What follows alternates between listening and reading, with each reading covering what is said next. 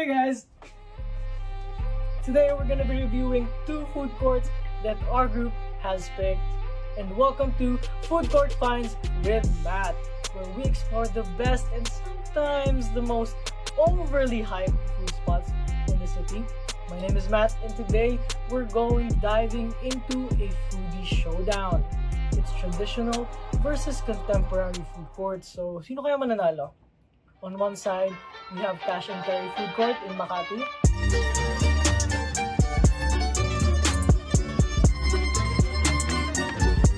Mura, no frills, and purely focused on the food talaga. And on the other, we have the trendy Gala Food Park in Pasay. Aesthetic talaga, immersive, and designed for the gram. Very Instagrammable talaga, as you can see. But the big question is, does the food park trend actually deliver? Or is the classic food courts still the best choice? So pag-usapan natin yan. Let's start off with the Cash and Carry Food Court. The OG experience nga, kumbaga. May first stop, the moment you walk in, alam mo na eh, you already know what to expect. Simple lang, puro mga stalls ng food, magkakatabi, mga plastic chairs, and yung fluorescent lights na ang sakit sa mata. Parang feeling ko nasa ako, nasa libing. Kasi yung sakit talaga sa mata ng ilaw. It's too bright. I mean, it's not fancy, but you know, it gets the job done.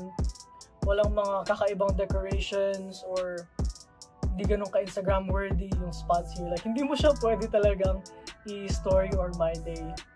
Pero yung mga food, tsaka prices, solid talaga.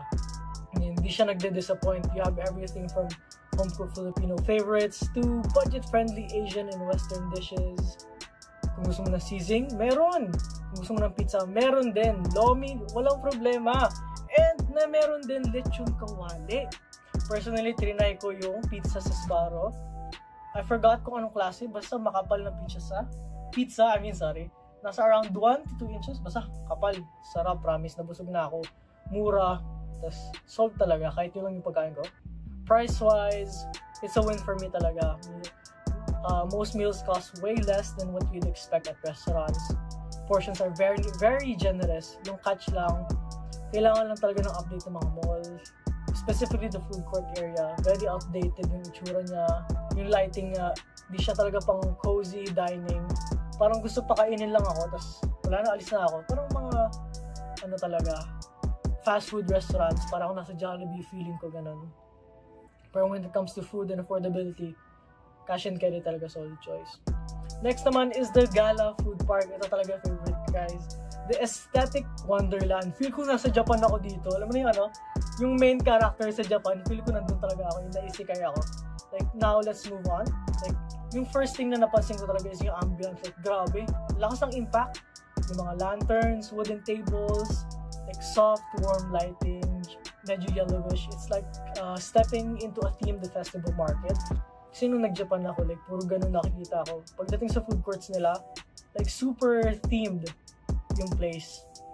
The difference is lang talaga, pagdating here sa Philippines, lahat naka-kimono since there's free na place doon na pwede ka mag-rent ng kimono.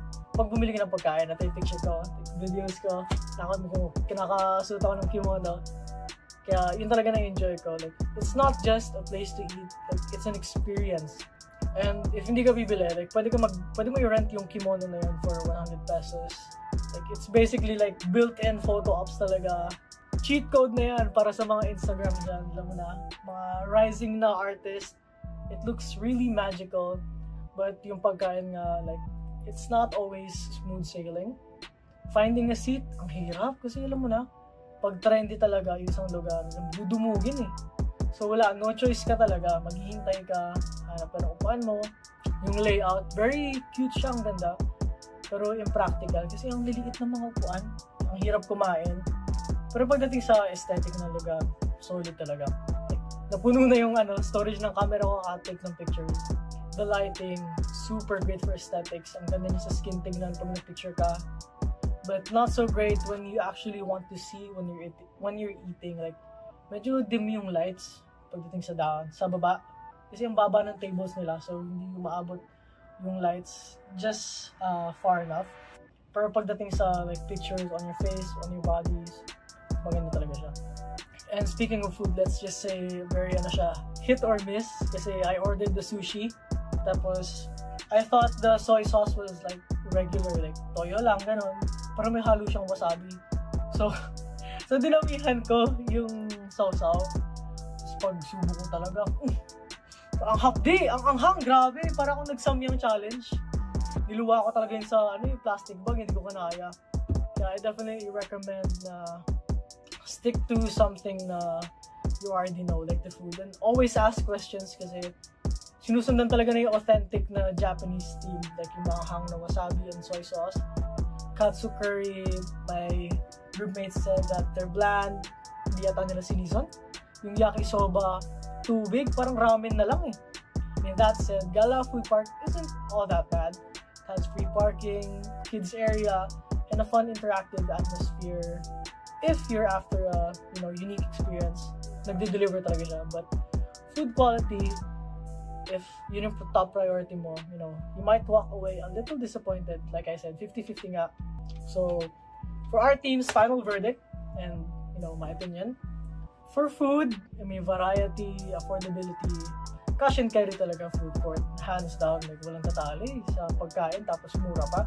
Pero for the ambience, aesthetics, and experience, doon ka sa Gala Food Park is the obvious choice. Lalo na kung mahilig ka talaga sa anime, like anything Japanese themed, dun talaga.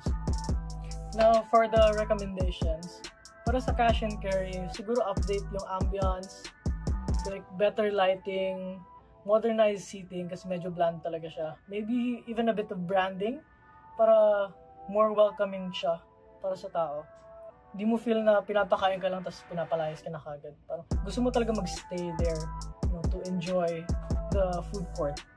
Now, for the Gala Food Park naman, like, improve the food. Like, syempre, if ganun kaganda yung, place mo, ganito na eh. Tapos pagdating sa food, medyo 50-50 ka talaga. Like, delikado. Masasayang pera mo eh. I mean, the place is stunning though, but, people are paying restaurant prices for subpar dishes. Feel mo talaga na ninanakawang ka eh. So overall, key takeaways talaga is traditional food courts still dominate when it comes to affordability and food quality, while the contemporary food parks naman wins on aesthetics, but the food can either be a hit or a miss, 50-50 talaga. So at the end of the day, it depends. Like, are you here for the flavors, or for the photos? Either way, eat smart, spend wisely, and always double check your wasabi para hindi ka magaya sa akin. Anyways, that's it guys. Thanks for listening to this food review, and hopefully you now know where to eat at. That's it. Wow.